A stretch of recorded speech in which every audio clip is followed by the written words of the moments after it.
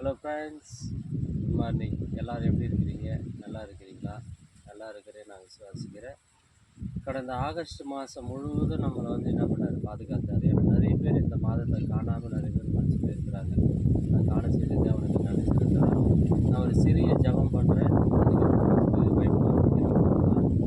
நீங்கள் அதிகமாக நேசிக்கிற அன்பில் பரமபிதாவே இந்த அருமையான இந்த மத்தியான வேலை கொடுத்ததுக்காக நன்றி செலுத்துகிறோம்.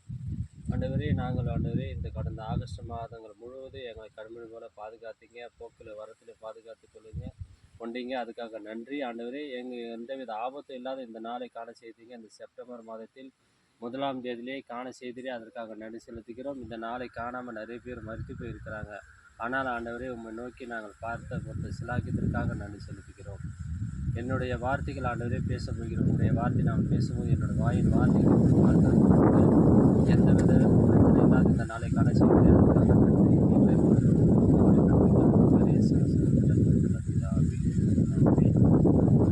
ஹலோ ஃப்ரெண்ட்ஸ், எல்லாரும்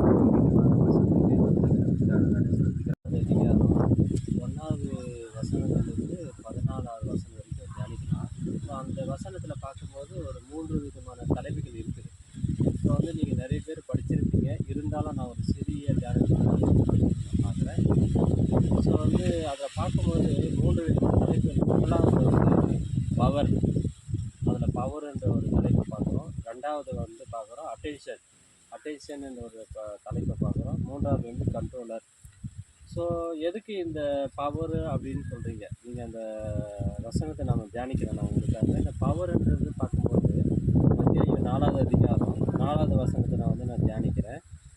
அவர் பிரதியுத்தரமாக, மனுஷன் அப்பத்தினால் மாத்திரமல்ல, தேவனுடைய வாயிலிருந்து புறப்படுகிற ஒவ்வொரு வார்த்தையினால் படைப்பான் என்று எழுதியிருக்கிறது என்றார். அதாவது பவர்னால் என்ன தெரியுங்களா? நிறைய பேர் வந்து ஜீசஸுக்கு வந்து நிறைய பவர் இருக்குது. அவர் நினச்சிருந்தா அந்த சாத்தானை என்ன வேணாலும் பண்ணியிருக்கலாம். ஆனால் வந்து அவர் என்ன சொல்கிறார் சாத்தானுக்கிட்ட? ஒரே வார்த்தை, மனுஷன் வந்துட்டு அந்த சாத்தான் வந்து அந்த இடத்துல ஒரு கொஸ்டின் எழுப்புறாரு. இந்த கல் அப்பமாக செஞ்சு சாப்பிடு அப்படின்னு சொல்லி ஒரு சேலஞ்ச் பண்ணுறாங்க. ஆனால் ஜீசஸ் அப்போ என்ன சொல்கிறாரு? மனுஷன் வந்து வெறும் அப்பத்தினால் மாத்திரம் பிழைக்க மாட்டான், தேவனுடைய வார்த்தையினால் பிழைப்பான்ன்றதை தான் வந்து அந்த இடத்துல சொல்லியிருக்கிறாரு. ஸோ அந்த வார்த்தைக்கு இருக்கிற பவரை வந்து அந்த இடத்துல நம்ம பார்க்குறோம். ஸோ 2வது விஷயத்தை பார்க்கும்போது அட்டென்ஷன் பார்க்குறோம். ஸோ வந்து மத்தேயு 4:7வது வசனத்தை தியானிக்கலாம். அதற்கு இயேசு, உன் தேவனாகிய கர்த்தரை பரீட்சை பாராதிருப்பாயாக என்று எழுதியிருக்கிறதே என்றார். அட்டென்ஷன், அதாவது பரீட்சை பார்க்குறாங்க. அந்த சாத்தான் என்ன பண்ணுறான்? பரீட்சை பார்க்குறான், சோதனை செய்கிறான். ஏன்னா கடவுளையே வந்து அவரே வந்து தேவனால் உருவாக்கப்பட்டவர். மனுஷனை வந்து அவர் எல்லாரையும் படைச்சிருக்கிறார். ஆனால் சாத்தானை வந்து என்ன பண்ணுறோம்? நம்ம சாத்தானை போல தான் நம்ம என்ன பண்ணுறோம்? பரீட்சை பார்க்குறோம். அட்டென்ஷனில் வந்து இல்லை. நம்ம வந்து தேவனுடைய வார்த்தையை நம்ம பின்பற்றாத நம்ம நிறைய இடத்துல விலகி போகிறோம். ஸோ வந்து 2வது பார்த்தோம் அட்டென்ஷன்னா நிலையாக நிற்கணும். அந்த வார்த்தைக்கு வந்து நம்ம எப்பயும் வந்து நிலையாக நிற்கணுன்றதை வந்து நம்ம மறந்து போகிறோம். ஸோ 2வது வந்து பார்க்குறோம் கண்ட்ரோல். நம்ம எப்படி கண்ட்ரோல் பண்ணி இருக்கிறோம் அப்படின்றத நம்ம பார்க்குறோம். ஸோ கண்ட்ரோல்னு பார்க்கும்போது மத்தேயு 4வது அதிகாரம் 10வது வசனத்தை நான் தியானிக்கிறேன்.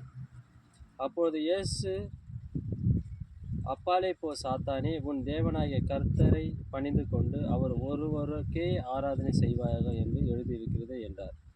இந்த இடத்துல நம்ம பார்க்குறோம், அதாவது சாத்தானை வந்து அவர் அலட்டிட்டு என்ன சொல்கிறாரு? அவருடைய கண்ட்ரோலில் வச்சுக்கிறாரு சாத்தானை. அப்பாலே போ அப்படின்னு சொல்கிறார். நம்மளும் அப்படி தான் இருக்கணும். ஸோ வந்து வருங்காலத்தில் நம்ம எப்படி ஜீசஸ் என்ன பண்ணார்?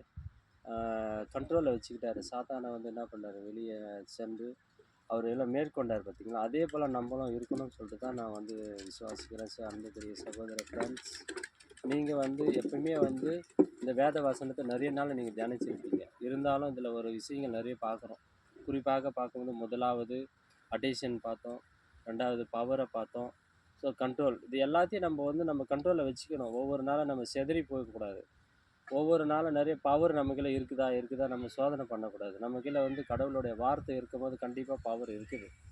அதனால நம்ம ஒவ்வொரு நாளும் வந்துட்டு பவராக இருக்கணும் அப்படின்னு நம்ம நினைக்கக்கூடாது. பவர் நமக்குள்ளே இருக்குது. வார்த்தை, அந்த வார்த்தைன்றது பைபிள் வார்த்தை. நம்ம படிக்கும்போது பவர் நமக்குள்ளே இருக்குது.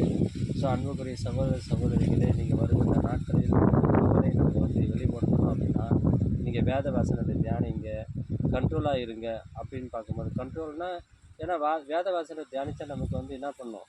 பவர் நம்ம கீழே வரும்போது கண்டிப்பாக வந்து அட்டென்ஷன் நம்ம கீழே கண்ட்ரோலாக இருக்கும். அப்புறம் வந்துட்டு நிறைய விஷயங்கள் வந்து நான் விலைக்கு போகாது இருக்கும்னு சொல்லி நான் விசுவாசிக்கிறேன்.